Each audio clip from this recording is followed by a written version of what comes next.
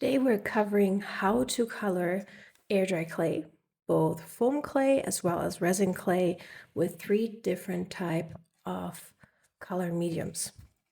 We have felted markers, pastel chalk, as well as acrylic gouache paint. You could also use regular acrylic paint.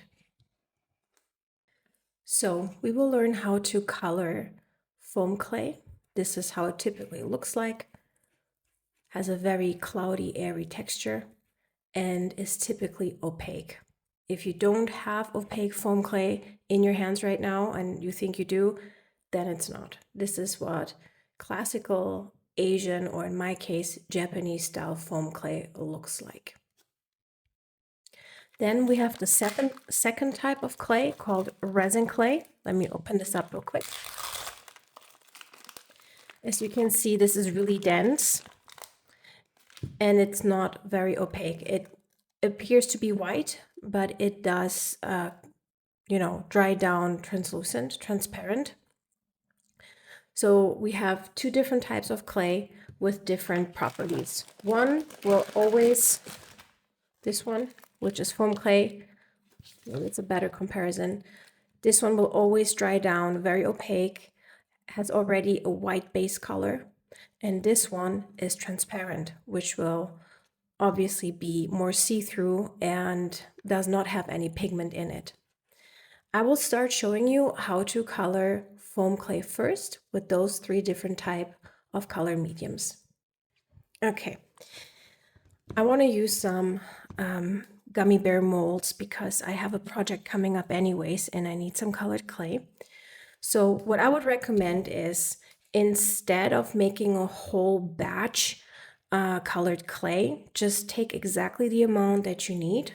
So what I do is I pinch off the amount of clay I will need for my project or for my mold, and then I will squeeze it back out and go ahead with the coloring process. This ensures that you're not wasting away clay and you have exactly the amount of colored clay that you need. There you go. Make sure to always stash your surplus clay in an airtight bag, and for extra freshness, add it in a airtight container with a wet or damp paper towel that will prolong the lifespan of your clay and keep it fresh. Now, we have the clay here, and I'm using the paint marker. You can theoretically take any type of paint marker. You just have to make sure that it contains water. And I'm just going ahead and giving a few drops into the clay and then mixing it. When you are using felt tip markers, you don't typically run the risk of staining your fingers. When we will be working with acrylic paints next, you will be best off wearing gloves, to be honest. Okay, so what I'm yielding for is a very dense color. As I mentioned before, the foam clay has the feature that it has a lot of white pigment in it. And therefore, when you add colors, like I'm doing right now, this is a mid-tone blue, the blue will get diluted. Yeah, right now it's a light baby blue, but I'm yielding for a blue that is very similar to the color of the cap of the pencil or the pen. So you will have to gradually add more drops or dots.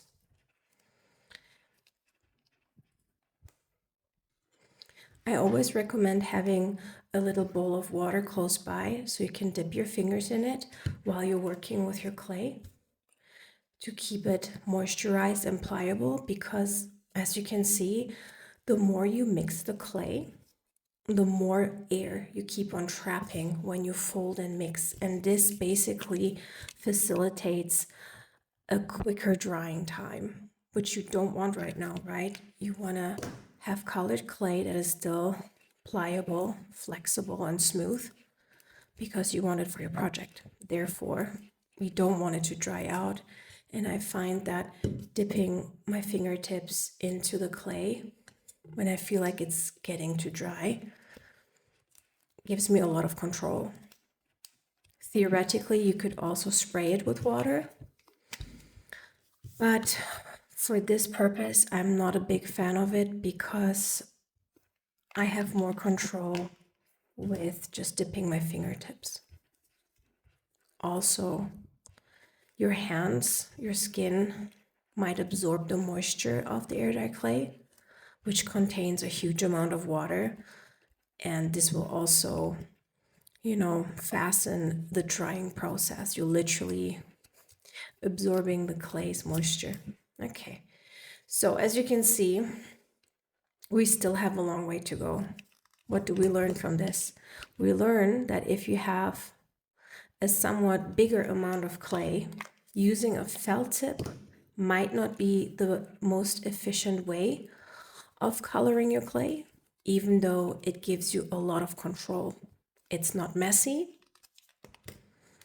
and you can also mix colors. Yeah, you could take, for example, now a red marker and just dot some red in there, and then you would end up with purple. It gives you a lot of control, but it takes quite a while. I will now speed up the process so you don't have to watch me kneading and dotting color in the clay forever. Let me stop at the final result.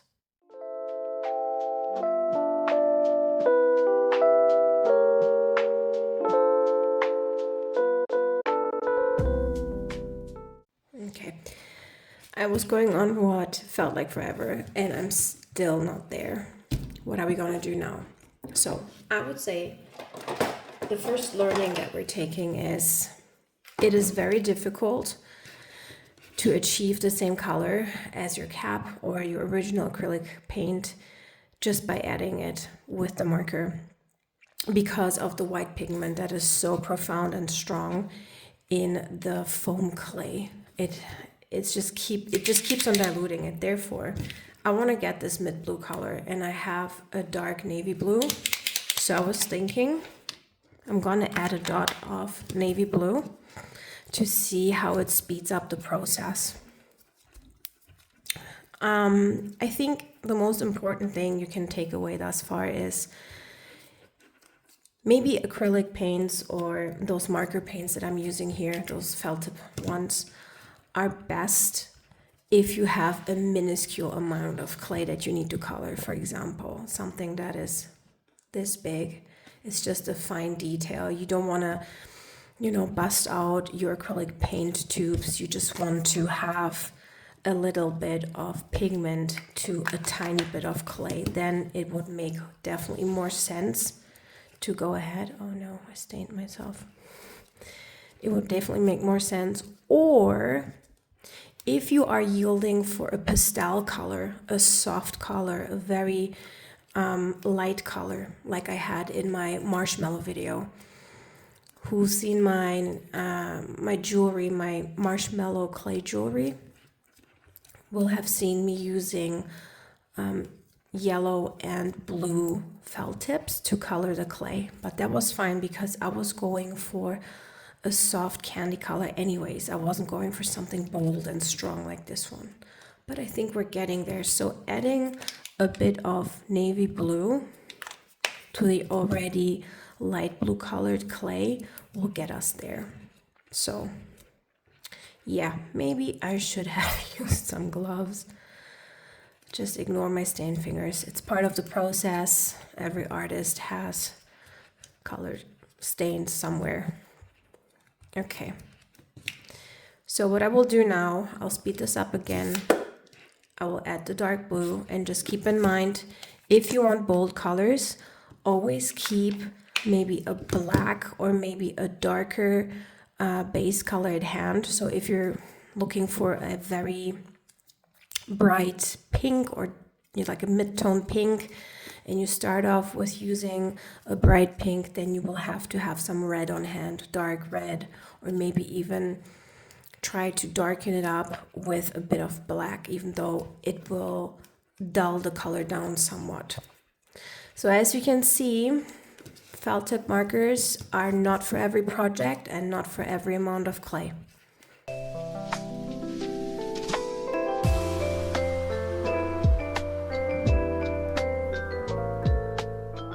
Okay, let's check. I would say the clay is very close to the color. It has a bit different chroma. The cap is definitely brighter than the clay due to the mixture of dark navy blue that we added. So it's not an exact match, but it's pretty darn close. Okay, let's put it into our mold, teddy bear mold. And while the teddy bear is sitting in here, I want to go ahead and try coloring the teddy bear, the next one, with acrylic paints. Okay, so here is another portion of my pre-measured clay for the next teddy bear mold. And now we're gonna have a look at our gouache paint. For this step, I highly recommend that you put on some gloves because I can already see myself ending up with Smurf fingers. I have done this mistake in the past where I was just winging it, I was in the motion, I was like, yeah, it's gonna be all right. Believe me, it never was. Okay, it's very similar. The color I purposefully chose to be very similar to this mid blue one. And yeah, I'm really not the biggest fan of using acrylic paints because it can get so messy, though the result is usually pretty stunning. Okay, so I put 2 dots in here. Again, same as with the markers. Start off with a little bit of color because once you add the color, you cannot take it back. I'm adding a little bit of water. You just simply cannot, remove it anymore. Then you will have to start off with a completely new batch of clay. Okay, so as we can see right away, this is going to be a much faster process. I'm already at a light blue, baby blue color. And I'm going to add some more. One thing you have to keep in mind when working with acrylic paints, unlike with felt tip markers, the paints add moisture to your clay, which will then affect the consistency and texture of your clay. Meaning, I'm expecting to use way less water to keep the clay smooth because the added acrylic paint is already doing that. If I'm not completely mistaken and my understanding is correct, acrylic paint is based on water and therefore it also should be mixing so well with the clay because Japanese air dry clay has a huge percentage of water in them. That's how they dry. The water evaporates and the solid particles in the clay are left behind, and that's what forms the hard mass after the drying process. So that's what, like 8 drops already. And as you can see, wearing gloves is a brilliant idea. And I don't feel the need to add more water at this point. So we're mixing it up. Mix, mix, mix. And let's have a comparison soon.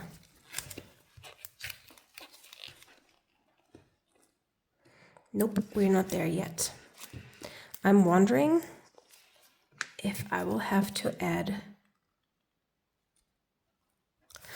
some dark blue acrylic paint to this clay blob as well, or if I'll manage to get it to the desired color simply by adding more and more of the acrylic paint.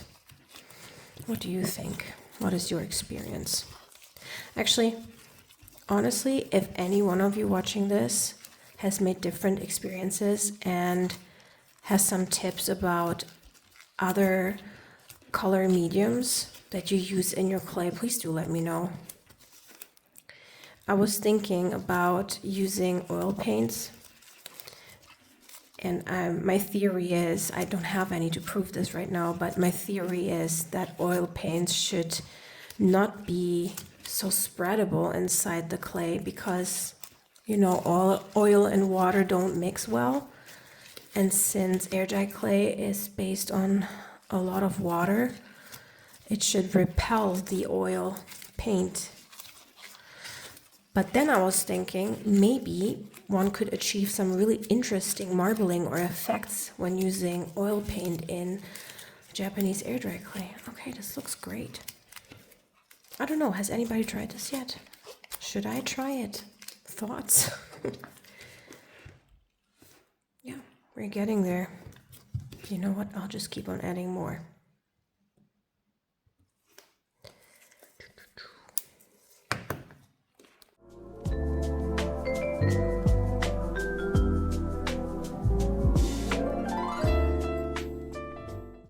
Okay, this looks incredible. I'm not sure if it shows well on camera, but the color is incredibly vibrant. Actually very similar to the cap. And just a slightly bit, yeah, brighter than the packaging. I'm pretty impressed. It is messy. You will need gloves, but you will get some really nice, dense colored results. And I would say, because I ended up using quite a lot of acrylic paint towards the end, I was just getting impatient. I would say that acrylic paints are perfect if you really don't have time to diddle around with felt tip markers, or maybe you don't have felt tip markers. And especially if you need to color a bigger amount of clay. I mean, I would say the teddy bear isn't the greatest amount of clay, but yeah, it's definitely, I would not recommend it for detailed work. Like if you just want to make maybe a set of tiny eyes, beaded eyes or something, then I would not recommend it because the ratio is so hard to control with these tubes. You see now it squeezes out. I mean, you could theoretically always use something like this, like a toothpick to control the portion better, or maybe even a bobby pin. But still, it is messier, right? Now, have a look. This was the felt tip marker. This is the acrylic paint. And I can say already that the acrylic paint here is more vibrant, deeper, and denser. I don't know how to explain it else. And this is more pastel colored. Has also a slightly different hue because of the navy blue I mixed in. Okay, awesome. Let's move on to the pastel chalk. All right, I have to be completely honest here. I have not tried coloring my clay with pastel chalks yet, so watch me fail. But I've seen other people do it, and I always wanted to try it, so I thought, why not do it in this video? I mean, it's a process, right? Isn't this cute? This is a little tiny grater. I have it for actually a different type of project. And I've seen people actually just either use a blade or X-Acto knife like this one to scrape off basically the chalk and create a powder, and then mix the powder in the clay. I'm having a suspicion, and my suspicion is, let me use the grater first. Let's take this fine side, because X-Acto knife, I was thinking it might take forever to grate it down. There we go. I'm just obsessed with this grater. It is so cute. I know. It's just a tool, but hey. My suspicion is actually that I'm expecting it to be very light in color, and I took off my gloves. Oh my gosh, will I regret it? Will I not? I'm expecting it to be lighter. I'm expecting it to dry out the air dry clay faster. I'm expecting my beautiful background to get messy and dirty. Oh gosh, what have I done? And I'm also expecting to say, hey, use this for accent shading, like when you make maybe some pastries and you just want to give it a little burn finish. Oh crap. Do you see this? Oh no, I see those bits and pieces that were in the finest powder. Okay, so maybe I shouldn't have used the grater and I should have used the X-Acto knife instead. There were too many chunks. Okay, so let's do that. Oh, I don't like it. I hate the sound. Ugh. Maybe this is off topic, but I hate the sound of people brushing their teeth. It gives me the shivers, and I'm also not an ASMR person. I know, I'm probably the only person on the planet that feels that way, but ASMR, yeah, makes the hair on my skin stand up for all the wrong reasons. It's not enjoyable to me, and I did not like that sound. I'm weird. I also hate it when people eat. You know that chewing sound or gulping sound when somebody eats and drinks? I cannot stand it. Yeah, sorry for the off topic. I know nobody came here for that. Okay, so I'm mixing it into my wet clay, and I can already say that's not the result I was yielding for. However, what could we use this for? Everything's a learning, remember? If you, because it has a slight speckled finish, you see that? Let me zoom in. Even more. That's creepy. Do you see those tiny dots here? Here, here, here, here. It's speckled, which is not what I'm going for. However, if I was going for a speckled look, think of an Easter egg, or I don't know, something like is being used in ceramics these days where you have a speckled dish. That's pretty. If you're into that, or if your project demands it, that can be amazing. You could also achieve a speckled effect with colored sand or maybe some other grains that you put in.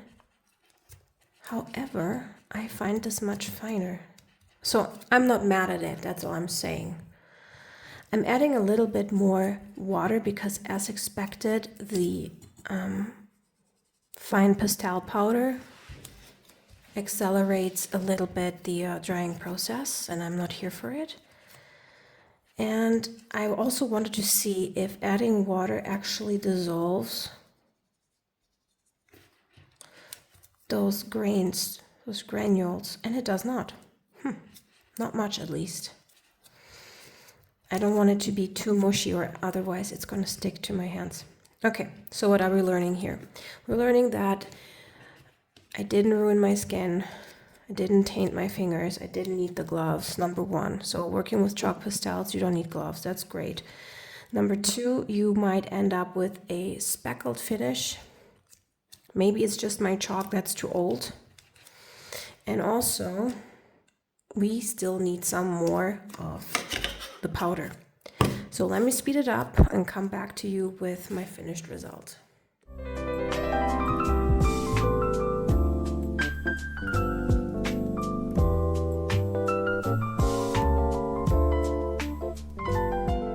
Okay, I'm done.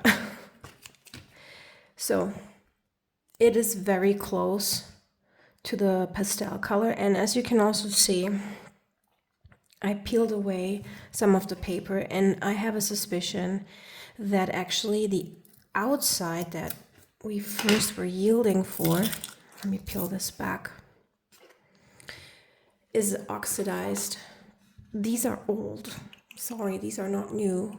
I forgot about them and then I found them, but you can see maybe the outside of the pastel chalk is a bit darker than after scraping it off. So let's please compare the color of the clay to the exposed chalk part, and I would say it's very close, so it does work. However, it took me a substantial amount to get to this hue.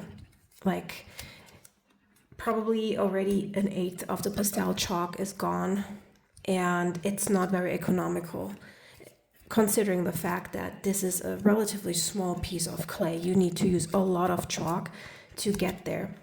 Now let's have a look at the speckles that I noticed at the beginning. And they have subsided. I don't see them anymore, which thinking about it makes sense because we added so much pigment and so much of the pigment powder that it's, not how would I say, it's not like a foreign particle anymore. There's lots of tiny foreign particles, so it's not visible. It worked out well. So you can use it sparingly if you want a speckled effect and you're going for a lighter pastel color, especially if you decide to grade it roughly. That can look incredibly pretty, and I would definitely try that technique if I want to achieve a speckled effect.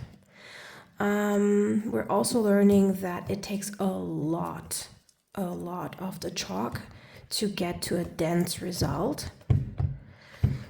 And it's not very economical, and it's a little bit messy, and you also need a blade to do it. So maybe not everyone feels comfortable with scraping down pastel chalk, or you don't have an X-Acto knife at hand, or you just don't like the sound of it, just like me. Okay, so this is really interesting. We have 3 completely different colors. We have an almost, I don't know, like violet blue. We have almost like a teal blue, and then we have a pastel-y mid-tone blue. I will let these air dry.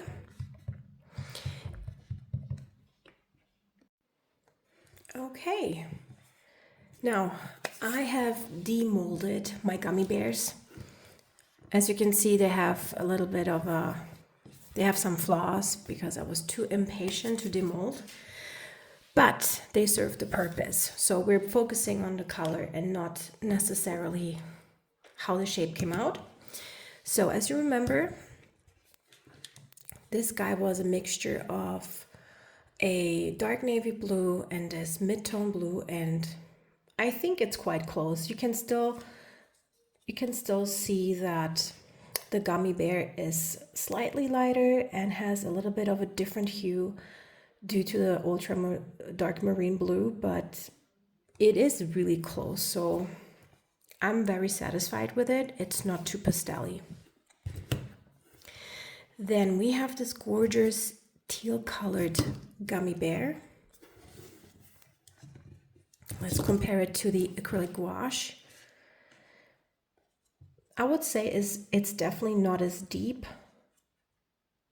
but also very close. It depends what side of the surface you look at. Okay, so this is our darkest.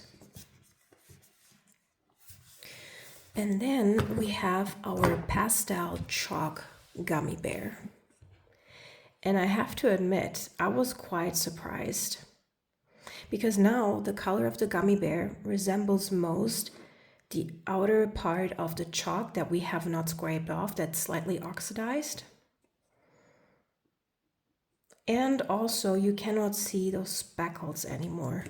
Let me zoom in.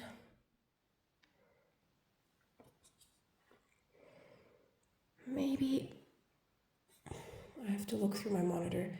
Maybe a little bit. It's hard to see because the texture of foam clay is naturally porous, but I would say it's mostly homogeneous now, isn't it? Okay, so all in all, I think one could say, yes, it is definitely possible to achieve a dense color result with either type of medium. It's absolutely possible. You just have to decide on the amount of clay. So basically, as I said, if you are working with a small amount of clay, there's absolutely nothing wrong with coloring the clay with markers. I don't find it very economical If you have a huge amount of clay, it might take too long and you will get frustrated because you keep on adding more and more of the colored dots before you achieve the desired color. That is one use case. Or if you're actually going for a pastel color, let me show you an example. Something like this, I have colored with markers. This is a very light blue. That was just perfectly fine. Didn't take me a long time to achieve this hue. Then the second case, I think, is, I would say, the most universal. It works with any type of amount of clay, but it's definitely most favorable if you are working with a bigger batch, because you will achieve the color results quicker. And also it's the most economic solution. You don't have to add as much of the paint to your clay to get a dense color result. However, it is messier. It's not as neat as with the felt tip. And also I would highly recommend you use gloves. You've seen what happened to my hands. They discolor really fast and it's just a pain to remove the color again. Now for our last medium, it took me a lot of chalk powder to achieve this result. It was quite cumbersome.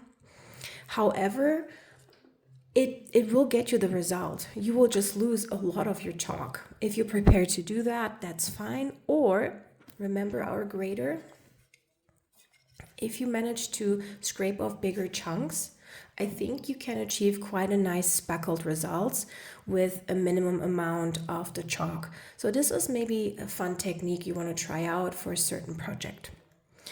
Okay, last word, I have not noticed any darkening. You will see with resin clay, to which we will move next, that a darkening happens, but it's not the case with foam clay simply because it is already pigmented. It already has white base pigment in it.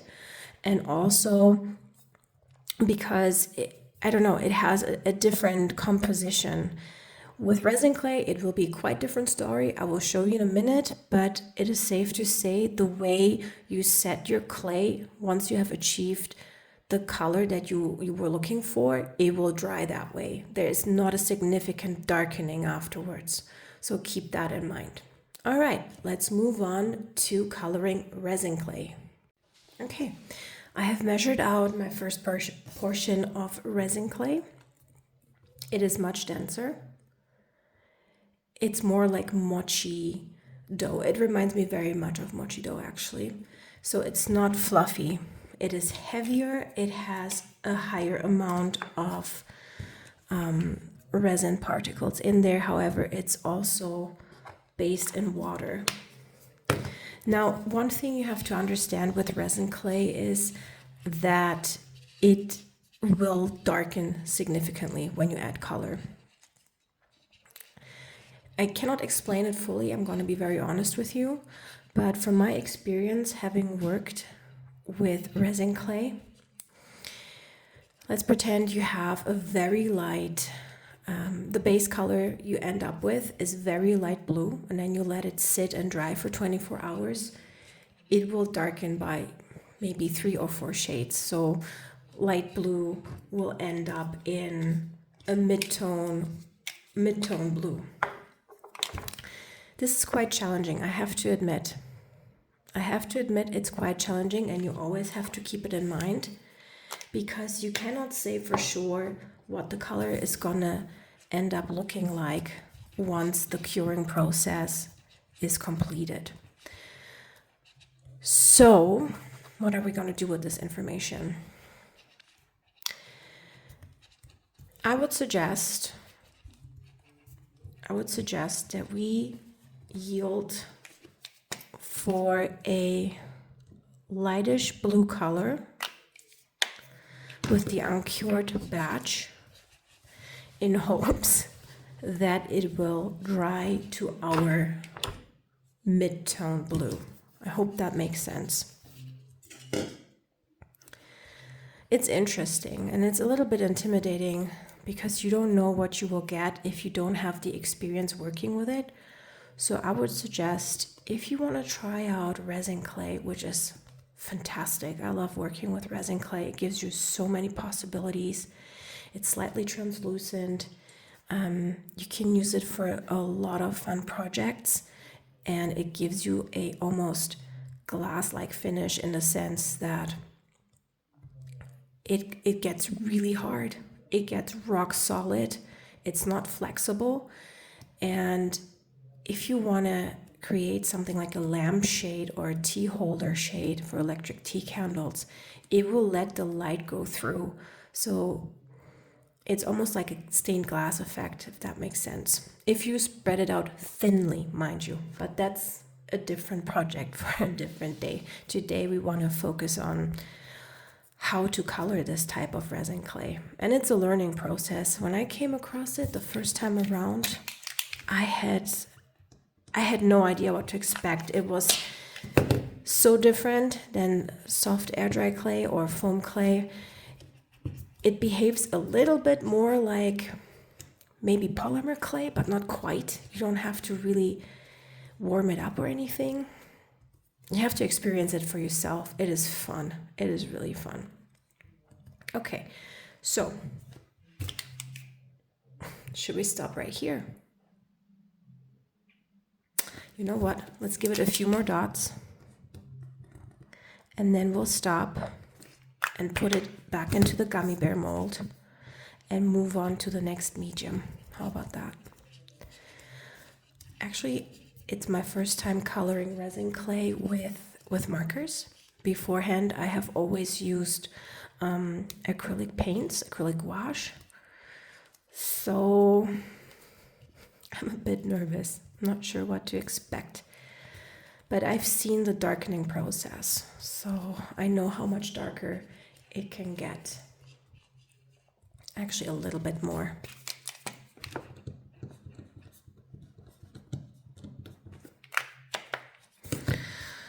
Now, I'll mix it up.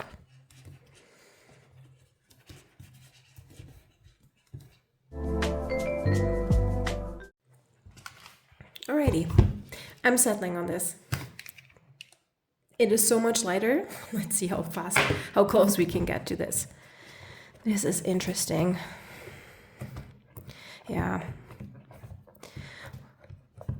I think personally, that's just my feeling, that it's best to omit adding color to resin clay if you don't have your recipe down.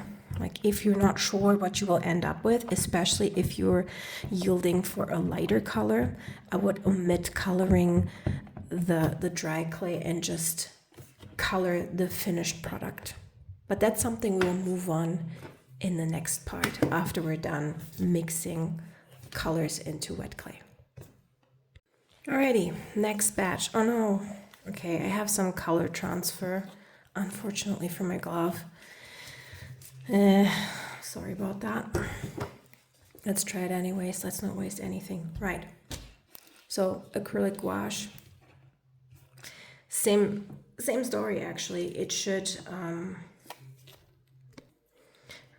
it will also darken up. It has nothing to do with the colors we're using to tint the clay.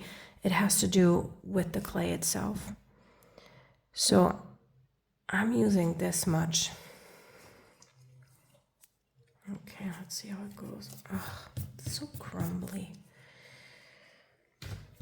And I put gloves on. Those were my gloves from yesterday. Yes, I filmed the foam clay video yesterday, and I let the clay dry for a day before I continued with resin clay. Oh wow, look at this. Ooh, this is potent. This color is potent. One drop, look at that. I think we're almost done. I don't dare coloring it anymore, actually. Let me just take a little bit of water. Wow.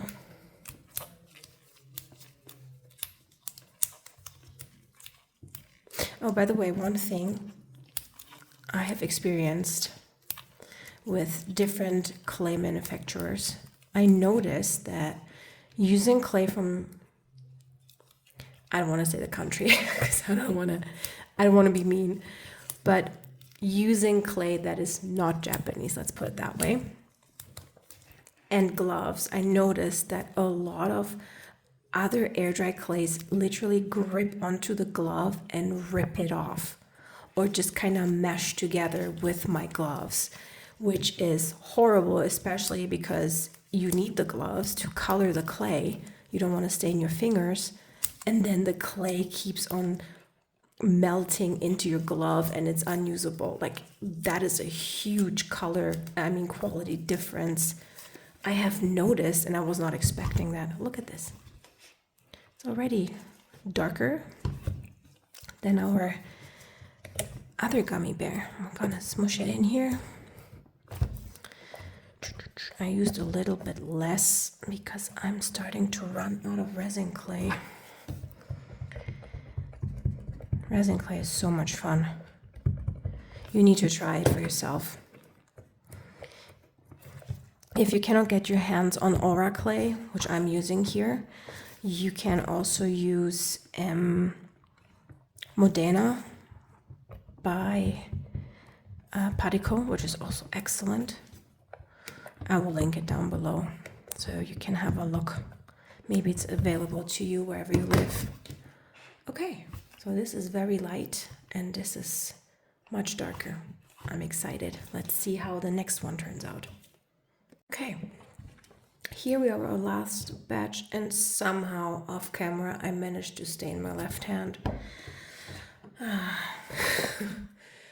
Life is lifing. Good, whatever. We're professionals here, no? Okay, so just as with the foam clay, I'm gonna scrape off some powder, and I already have a feeling that I will not, might have to use as much as I had to with the foam clay. This feels so much drier. Not drier, but smoother. I wonder if it's gonna pick it up nicely. I also have never used pastel chalks with resin clay before. Yeah, lots of firsts for me in this video, but we're learning together. Okay, that wasn't too bad. I'm crying from my background. Okay, so I want to add some water because the chalk powder is really dry, and I want to make sure that the resin clay stays pliable. Okay. Bowl of water next to you while you work, super important. You don't want to stress. You don't want to feel like time is running out and your clay is getting brittle and forming cracks and whatnot. No. Working with clay should be enjoyable and relaxing and fun and not another stressor in your life, don't you think? That's at least my philosophy. Wow. Okay, I didn't need that much. Look at that. Look at that. Okay, full of surprises. Let me zoom out a little bit. No, it's actually... This is amazing. I didn't need much. Okay. I think I'm done. No, honestly, I think I'm done. I want to leave it like this because it will darken by many shades. Not sure how many, especially because I have never tried pastel powders, but I think this is great. Okay, that was also economical. I didn't have to use that much. Cool. Let's check for speckles. Do you see any? A little bit right here, but not too bad. I'm not going for the speckled look, so I'm gonna give it a little mush, a little bit more water. This is fun. Well, maybe coloring with chalk pastels is the thing to do with resin clay. Let's find out. That was fast. Way faster than using the marker. I appreciate that.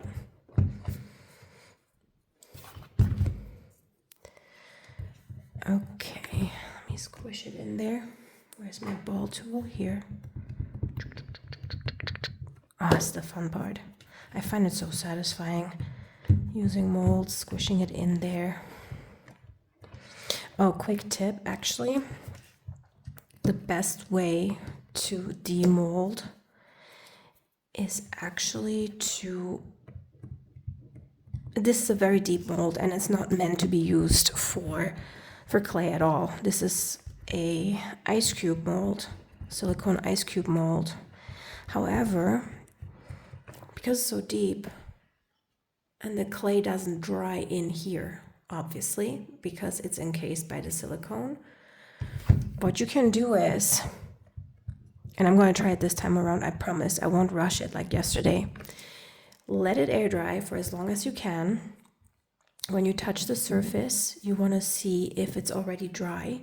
And if it feels drier to the touch, then you transfer it into your fridge. No, not the fridge, the freezer. And let it sit there for a few hours before demolding. It will be so hard and stiff that basically pushing at the silicone shouldn't change the shape of the gummy bear. That's something you can try when you have molds that are not made for clay and you still want to use them for some reason. That's my best tip I can give. All right, let's let these guys sit and I'll see you with the final reveal. Okay, so here we are with the final reveal. In the bottom row, you can see the resin gummy bears. And in the top row right here, you have the foam clay gummy bears. And I have to say the results are quite dramatic. I was not expecting it to be as dramatic. I think I have actually switched these up. Should be more like this. So yeah, what do you think?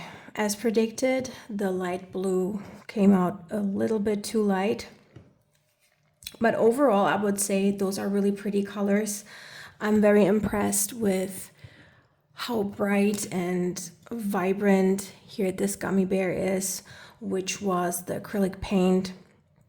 This one was the felt tip, and this one here was the chalk. Here we have the felt tip bear. It turned out a bit too light, to be honest. And here we have the acrylic bear, and this one, no, bull. This one is the chalk bear, and this one is the acrylic bear. So felt tip, powder, liquid. Hope that makes sense. What can we take away from this? So personally, I feel like it sort of doesn't matter which type of medium you use for foam clay due to the white pigment already being distributed in the base of the product. You will clearly come out with some opaque and dense colors.